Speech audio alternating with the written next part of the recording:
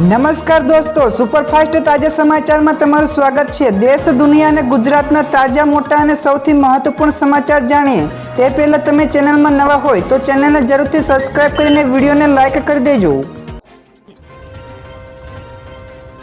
સૌથી પહેલા દોસ્તો આપણે વાત કરીએ તો 2025નો ઉનાળો વધુ હોટ રહેશે। તો હવામાન વિભાગે આજે એવો વર્તારો આપ્યો છે કે 2025ના એપ્રિલ તેમજ જૂન મહિના દરમિયાન સામાન્ય કરતાં વધારે ગરમીનો અનુભવ થાય તેવા કુદરતી પરિબળો સર્જાઈ રહ્યા છે। તો ખાસ કરીને મધ્ય અને પૂર્વ ભારતમાં હીટવેવના દિવસોની સંખ્યા પણ વધુ રહેવાની સંભાવના વ્યક્ત કરી છે। તો આની સાથોસાથ હવામાન શાસ્ત્રીઓએ પણ એવી ચેતવણી આપી છે કે 2025ના ઉનાળામાં દેશમાં વીજળી વપરાશમાં 9થી લઈને 10% જેટલો વધારો થવાની પણ સંભાવના દર્શાવી છે। બીજા સૌથી મોટા સમાચાર સામે આવ્યો વરસાદ। તો ગુજરાતમાં વરસાદની આગાહી વચ્ચે ગઈકાલથી જ નવસારી તેમજ દક્ષિણ ગુજરાતમાં વાદળછાયા વાતાવરણ વચ્ચે વરસાદ પડ્યો હતો, જેમાં નવસારી જિલ્લામાં પણ વરસાદ વરસ્યો હતો। વહેલી સવારથી જ વરસાદી વાતાવરણ પણ સર્જાયું હતું। તો વાદળછાયા વાતાવરણ વચ્ચે નવસારીના કેટલાક વિસ્તારોમાં ઝરમર વરસાદ પણ પડ્યો હતો। તો દોસ્તો નોંધનીય છે કે ગુજરાતમાં હીટવેવની સાથોસાથ માવઠાની પણ આગાહી કરવામાં આવી છે। તો દોસ્તો તમારા વિસ્તારનું આજનું વાતાવરણ કેવું છે ફટાફટ નીચે અમને કોમેન્ટમાં જણાવજો। તો દોસ્તો ત્યાર પછી આગળ વધુ એક સૌથી મોટા સમાચાર સરકારી કર્મચારીઓ માટે ખુશ ખબર। તો ગઈકાલથી 1 એપ્રિલની સવારે કેન્દ્ર સરકારના કર્મચારીઓ માટે ખુશી લઈને આવી છે। તો યુનિફાઈડ પેન્શન સ્કીમ એટલે કે યુપીએસ 1 એપ્રિલ 2025થી લાગુ કરવામાં આવી છે। તો આ નવી યોજના એવા કર્મચારીઓની લાંબા સમયથી ચાલી આવતી માંગણીઓને પૂર્ણ કરવા માટે લાવવામાં આવી છે, જેઓ નેશનલ પેમેન્ટ સિસ્ટમ એટલે કે એનપીએસ પહેલા ગેરંટીકૃત પેન્શન પાછું લાવવાની માંગણીઓ કરી રહ્યા હતા। તો દોસ્તો બીજા સૌથી અગત્યના સમાચાર સામે આવ્યા છે। મ્યાનમારમાં આવેલા ભૂકંપનો મૃત્યુઆંક 3900ને પાર પહોંચ્યો। જ્યાં દોસ્તો મ્યાનમારમાં આવેલા 7.7ની તીવ્રતાના વિનાશક ભૂકંપમાં મૃત્યુઆંક વધીને 3900ને પાર પહોંચી ચૂક્યો છે, જ્યારે 270થી વધારે લોકો હજુ પણ ગુમ છે।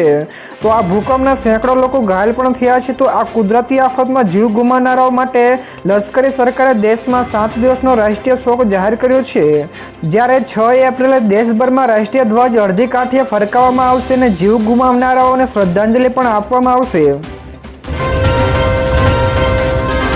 ત્યાર પછી આગળ દોસ્તો વધુ એક સૌથી અગત્યના સમાચાર 600થી વધારે ખાનગી હોસ્પિટલો આયુષ્યમાન ભારત યોજનામાંથી બહાર થઈ। જ્યાં દોસ્તો આયુષ્યમાન ભારત પ્રધાનમંત્રી જન આરોગ્ય યોજના હેઠળ જે વર્ષ 2018માં શરૂ કરાઈ હતી તેના સંબંધમાં એક મોટી માહિતી પ્રકાશમાં આવી છે।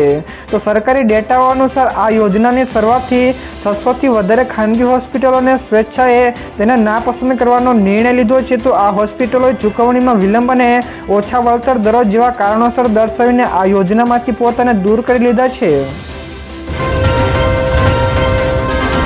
ત્યારબાદ દોસ્તો ફટાફટ આગળના બીજા સમાચાર વિશે વાત કરવામાં આવે તો ગઈકાલે થયેલા ડીસા કાંડમાં સરકારે કરી સહાયની જાહેરાત। જ્યાં દોસ્તો ડીસામાં ગેરકાયદેસર ફટાકડાની ફેક્ટરી અને ગોડાઉનમાં ભીષણ આગ ફાટી નીકળતા 18 જેટલા મજૂરોના મોત થયા છે। તો સરકારે હવે મૃતકો અને ઘાયલોના પરિવારજનો માટે સહાય આપવાની જાહેરાત કરી છે। તો મુખ્યમંત્રી ભૂપેન્દ્ર પટેલે મૃતકોને 4 લાખ અને ઘાયલોને 50,000 રૂપિયાની સહાય આપવાની જાહેરાત કરી છે। તો મૃતકોમાં 4થી લઈને 5 કિશોરનો પણ સમાવેશ થાય છે।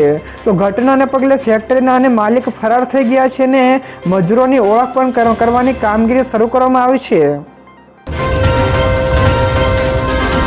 તો દોસ્તો બીજા સૌથી મહત્વપૂર્ણ સમાચાર સામે આવ્યા છે। જીએસટી કલેક્શનમાં થયો નોંધપાત્ર વધારો। તો ગઈકાલથી 1 એપ્રિલથી નવું નાણાકીય વર્ષ શરૂ થઈ ગયું છે અને આની સાથે જ સરકાર માટે એક સારા સમાચાર પણ આવ્યા છે, જેમાં નાણાકીય વર્ષ 2024-25ના ચોથા ક્વાર્ટરમાં અર્થવ્યવસ્થાએ શાનદાર પ્રદર્શન કર્યું છે।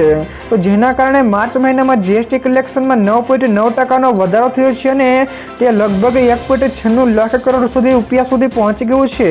તો સરકારી આંકડા દર્શાવે છે કે સીજીએસટી કલેક્શન રૂપિયા 38,100 કરોડ, એસજીએસટી કલેક્શન રૂપિયા 49,900 કરોડ, આઈજીએસટી કલેક્શન રૂપિયા 95,900 કરોડ સુધી રહ્યું છે।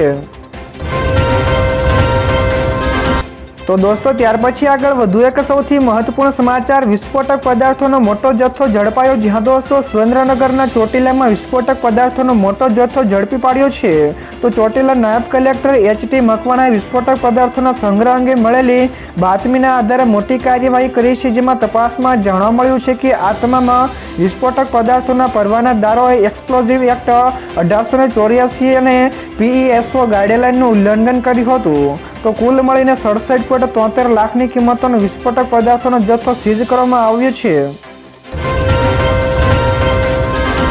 ત્યારબાદ દોસ્તો આ સિવાયના બીજા સમાચારની ઝડપથી વાત કરવામાં તો શક્તિસિંહ ગોહિલનું મોટું નિવેદન, કહ્યું કે સરકારને કોઈ ચિંતા જ નથી. જ્યાં દોસ્તો ડીસામાં ગેરકાયદેસર ફટાકડાની ફેક્ટરી અને ગોડાઉનમાં ભીષણ આગ ફાટી નીકળતા 18 જેટલા મજૂરોના મોત થયા છે. તો આ મામલે કોંગ્રેસના પ્રદેશ અધ્યક્ષ શક્તિસિંહ ગોહિલે દુઃખ વ્યક્ત કર્યું હતું અને તેઓએ વિશેષમાં કહ્યું કે જે નિર્દોષ વ્યક્તિઓ જીવ ગુમાવ્યા છે તેમને મારા અને કોંગ્રેસ પક્ષ વતી શ્રદ્ધાસુમન સમર્પિત કરું છું. તો મૃતકોના પરિવારજનોને શક્ય તેટલી આર્થિક મદદ સરકાર કરે તેવી હું વિનંતી પણ કરું છું, તેવું પણ જણાવ્યું છે. તો દોસ્તો બીજા સૌથી મોટા સમાચાર સામે આવ્યા છે. ભારે ઘટાડા સાથે શેરબજાર બંધ થયું. જ્યાં દોસ્તો અમેરિકાના રાષ્ટ્રપતિ ડોનાલ્ડ ટ્રમ્પની જાહેરાત પછી જેનો ડર હતો તે જ થયું. તો ટ્રમ્પે 2 એપ્રિલથી એટલે કે આજથી ભારત ઉપર પારસ્પરિક ટેરિફ લગાડવાની જાહેરાત કરી છે, જેની અસર ભારતીય શેરબજાર ઉપર પણ પડી છે. તો ગઈકાલે બજાર ભારે ઘટાડા સાથે બંધ થયું હતું. તે દરમિયાન સેન્સેક્સમાં 1390 પોઈન્ટ ઘટીને 76,024ના સ્તરે બંધ થયું, જ્યારે નિફ્ટીમાં 353 પોઈન્ટ ઘટીને 23,165ના સ્તરે બંધ થયો હતો. તો ગઈકાલે રોકાણકારોને ભારે નુકસાન થયું હતું.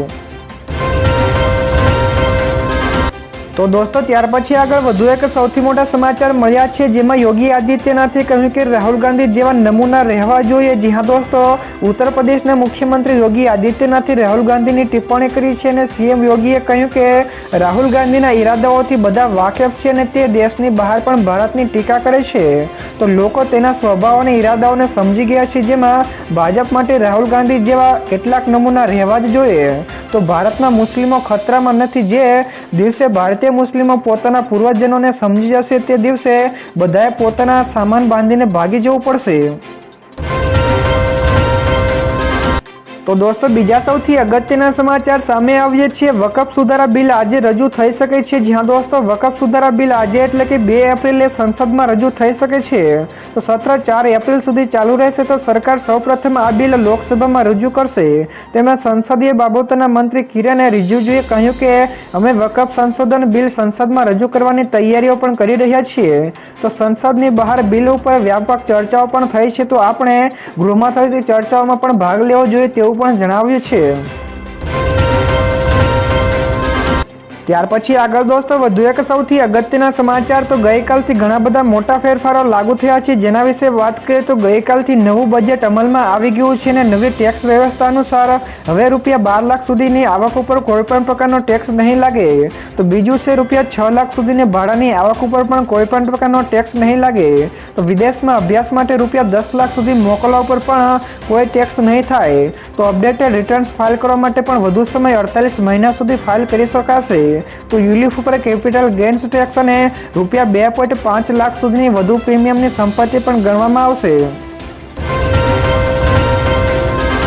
ત્યારબાદ દોસ્તો ફટાફટ આગળના બીજા સમાચાર વિશે વાત કરવામાં આવે તો દક્ષિણ ગુજરાતની સુગર મિલોએ શેરડીના ભાવ કર્યા જાહેર. જ્યાં દોસ્તો દક્ષિણ ગુજરાતની સુગર મિલો દ્વારા ગત વર્ષની સરખામણીએ 100 થી લઈને ₹150 જેટલો પ્રતિ ટન દીઠ વધારો આપ્યો છે.